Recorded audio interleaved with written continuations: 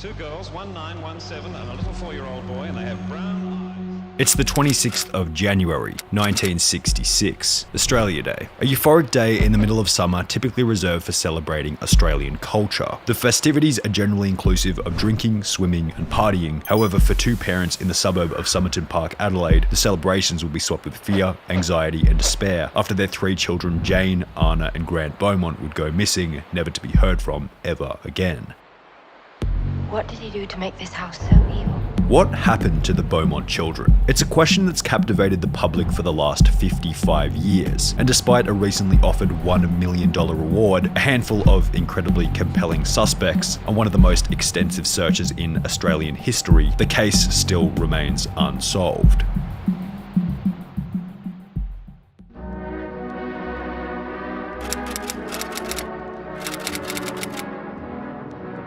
I want you to put yourself in the position of what you might call the typical 1966 suburban household. What does that look like for you? For one family in Adelaide, Australia, it looked like this. Two parents by the name of Jim and Nancy Beaumont alongside their three kids, Jane Beaumont aged 9, Arnna Beaumont aged 7, and Grant Beaumont aged 5. Jim worked as a taxi driver while Nancy was a stay-at-home mum in their tightly knit cottage at 109 Harding Street, Somerton Park. This quaint little suburban house was a 5-minute drive from the incredibly popular Glenelg Beach, and on the 25th of January, a day before the kids would disappear, Jim would drop all three kids at the beach under the assumption that Jane, the elder sibling, would be responsible enough to look after her brother and sister. All three kids would return home safely that same day, instilling confidence in the minds of their parents that the kids were safe to look after themselves should they go back to the beach again.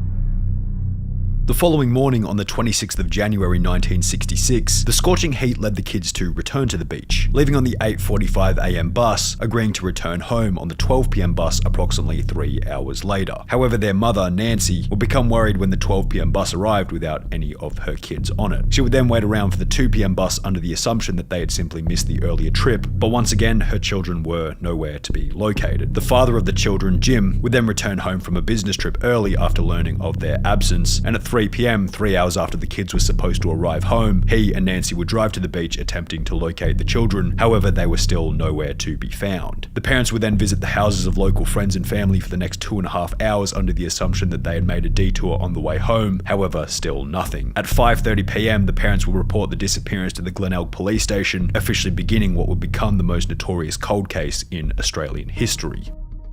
What sort of a girl is Jane, the 9-year-old? Is she... Oh, very intelligent, very intelligent. You've only got to tell her a thing once, and she always does what she's told, never to talk to any strangers on the beach. When she swims there, always in groups.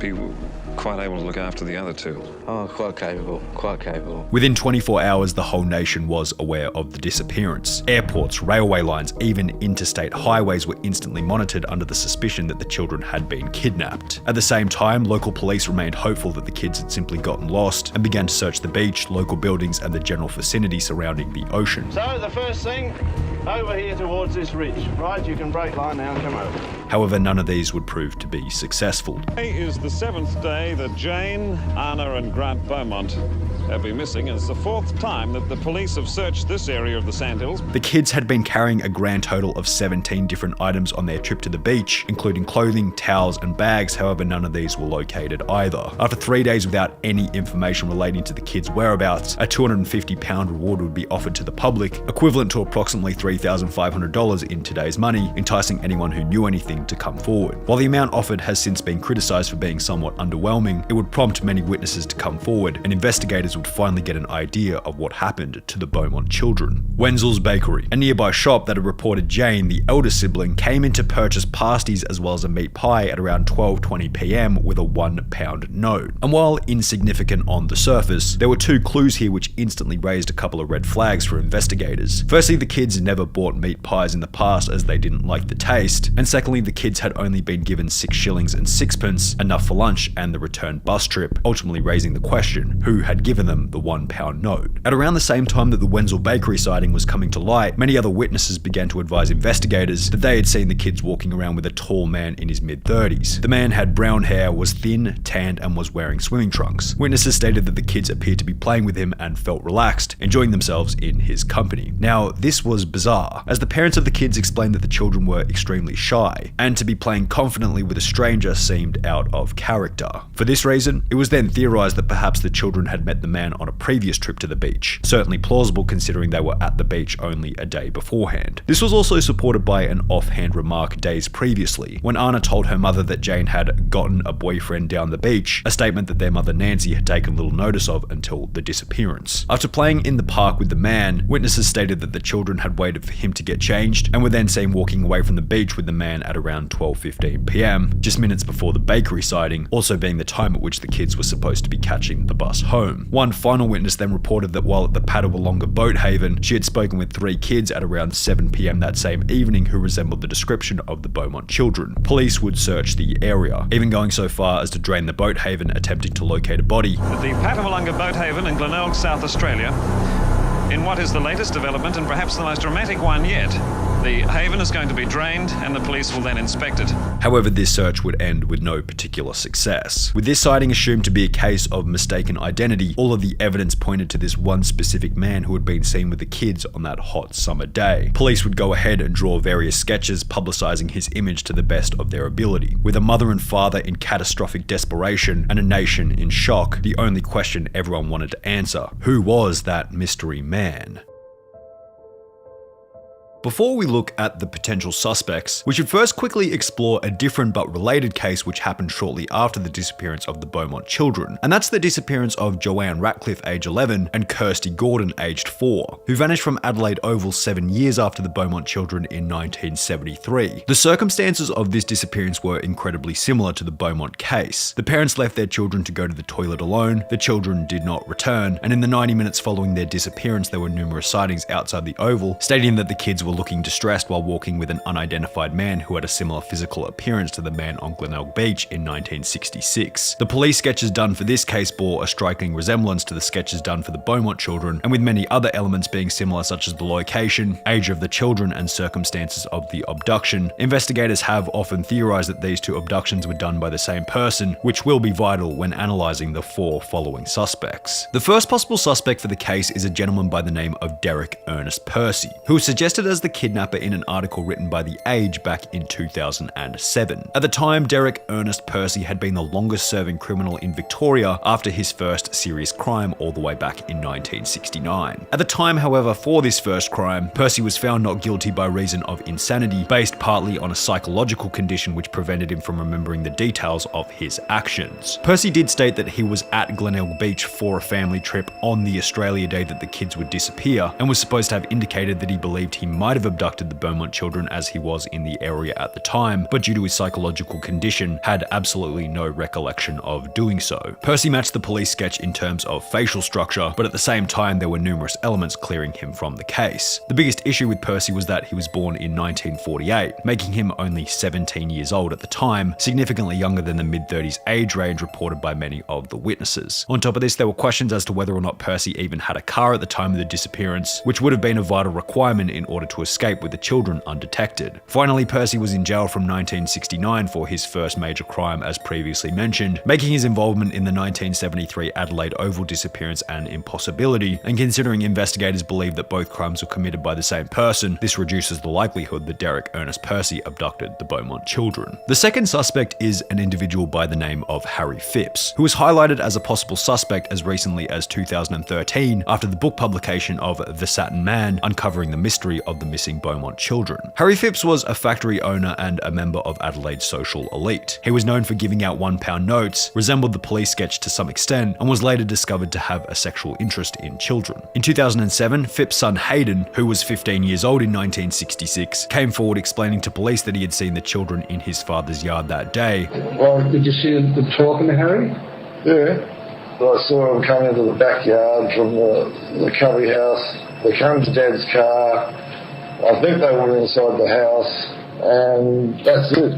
Did you hear what they're saying? No, we're too far away. A total possibility, as Harry Phipps lived only 300 metres from Glenelg Beach. We also mentioned earlier that the children appeared comfortable around the man, indicating that they had met him on a previous trip to the beach, and if they had met the man on more than one occasion, then it's far more likely that the person was a local. This would also explain why the kids had gone into the bakery by themselves, as Phipps may have had a hunch that the employees would have remembered his face from an earlier appearance. In 2013, two individuals who worked at Phipps' factory said that as teenagers in 1966, they had been paid to dig a deep 2 square metre hole in his factory yard for an undisclosed reason. We had two men come forward who said as boys they'd dug a hole for Mr. Phipps at the Castelloy site at the year of the disappearance of the Beaumonts. Police would then excavate the factory in November 2013 with the goal of finding information relating to the case. However, nothing of note was ever found. In January 2018, investigators announced they would go back to the site to excavate once again, this time digging further than before, however once again turning up nothing besides rubbish and some old animal bones. On the day of the children's disappearance, Jane was carrying a white clipped money purse. Shortly after Harry Phipps passed away in 2004, an individual by the name of Stuart Mullins came to the house to speak with Harry Phipps' widowed wife, Elizabeth. In the basement, sitting on a shelf by itself, was a pristine white clipped purse. Mullins then questioned Phipps' widowed wife, stating that Jane Beaumont had a very similar purse, to which she responded, No, I bought that from an op shop last week. Mullins then asked what the purse was doing down in the basement, sitting pristinely on a shelf by itself, to which Phipps' wife responded with, I think you need to leave. A few days later, police showed up to the property attempting to examine the purse, but it had been thrown out by Phipps' wife, creating waves of suspicion surrounding Harry Phipps' involvement. There's certainly a possibility that Phipps' widowed wife had thrown the purse out as she was attempting to avoid more negative press towards her recently passed away husband, but regardless, it was still somewhat of a suspicious action. The next suspect is Arthur Stanley Brown, a Queensland man who in 1998 was charged with the abduction of both a 5 and 7-year-old girl back in 1970, approximately 4 years after the Beaumont disappearance in 1966, and 3 years before the Adelaide Oval disappearance in 1973. The nature of the 1970 abduction for which he was being charged, as well as the general timeline, made him a compelling suspect. But perhaps the best piece of evidence was his eerie resemblance to the police sketches for both the Beaumont and Adelaide Oval disappearance. In 1998, when Arthur Stanley Brown showed up on the television for the abduction of the 5 and 7-year-old girls in Queensland, a witness from the Adelaide Oval case identified the man instantly as the person involved in the Adelaide Oval disappearance more than 25 years previously. Many witnesses for the Adelaide Oval abduction stated that the man in question had been seen wearing a wide-brimmed, low, flat-crowned hat, which was uncharacteristic of Adelaide at the time and was very common amongst people living in the hot northern parts of Australia where Brown had been living at the time. An acquaintance of Arthur Stanley Brown had recalled a conversation in their past where Brown had claimed to have seen Adelaide's Festival Theatre when it was almost finished, placing him in Adelaide around June 1973, just 2 months before the Adelaide Oval abductions in August 1973. There's a lot of evidence highlighting Arthur Stanley Brown for the Adelaide Oval abductions, but little for the Beaumont disappearance besides the potential link between the cases and the similar police sketch. At the time of Brown's arrest in 1998, he was 86 years old, had Alzheimer's, dementia, and was deemed unfit to stand trial. He died 4 years later in 2002 at the age of 90, never having mentioned anything to do with the Adelaide Oval or Beaumont disappearances. The final suspect for the case is an individual by the name of Bevan Spencer von Einem, who was convicted of a similar crime towards a 15-year-old boy in 1984. The most compelling piece of evidence for von Einem being the mystery man on the beach was that he actually admitted to it. An informant known only by the name of Mr. B came forward to police explaining that von Einem had bragged about taking 3 children from a beach several years earlier. Von Einem stated that he had taken the kids home and performed brilliant surgery on them and had connected them up. Apparently one of the children passed away in the process, and as a result von Einem had to take care of the other 2, eventually dumping them in bushland south of Adelaide. Von Einem also admitted to taking 2 girls from an Adelaide football match, but refused to give further details. Von Einem did fit the police sketch to some extent, however him being only 19 years old in 1966 made him significantly younger than the mid-30s age range reported by witnesses. Von Einem also came off as the kind of psychopath who would lie about specific well-known crimes purely to increase his notoriety. Von Einem is one of the few potential suspects still alive, so should he be guilty, a further explanation at a later date could still be a possibility. 2 years after the disappearance in 1968, the Beaumont Beaumont parents received 2 letters that had apparently been written by Jane, the eldest daughter, stating that they had been living a relatively pleasant life with the man who had taken them. The letter stated that the man had appointed himself guardian of the children and was willing to hand them back to the parents, with a meeting location mentioned in the letter. The Beaumont parents, along with a detective, would go to the specific meeting place, however, no one ever showed up. Another letter was then sent to the Beaumont parents stating that he had decided not to return the children after noticing that there was a detective present at the prior meeting, and no further letters were ever received. 24 years later in 1992, with the help of new forensic technology, the letters were traced back to a 41-year-old man who had written them at the age of 17 for a prank. Because of the time elapsed, the man was never charged with any offense. After the case gained international attention, a psychic by the name of Jared Croisset was controversially brought to Australia to help with the investigation. His search for the children was consistently unsuccessful, and his story had been changing every single day based on different hunches. He eventually believed that their bodies had been buried under new concrete in a warehouse close to the kids' primary school. The warehouse owners were reluctant to excavate based on nothing but a psychic's assumption, but eventually did so after $40,000 was publicly raised to have the building demolished. Unsurprisingly, no remains or any evidence relating to the Beaumont case was ever found in the dig.